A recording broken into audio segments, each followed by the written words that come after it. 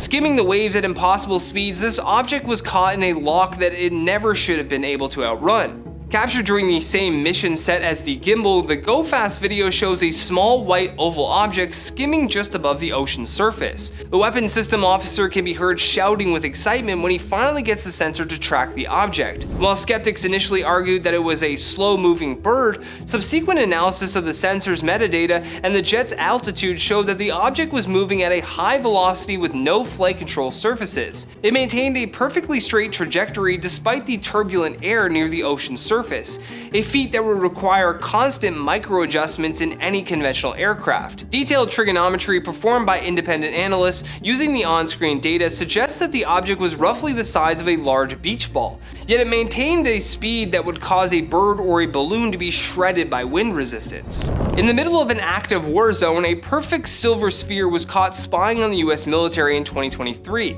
The Pentagon's UAP office released a still image and video clip captured by an MC-12 reconnaissance plane over Mosul, Iraq. It shows a metallic reflective sphere flying alongside the aircraft. This wasn't a static object, it was moving with a purposeful flight path, maintaining its position relative to the spy plane. It possessed no visible means of lift, no rotors, wings, or exhaust. And Dr. Sean Kirkpatrick, the former head of AARO, noted that these metallic spheres are actually the most common type of UAP reported by military personnel worldwide, appearing in almost every theater of operation.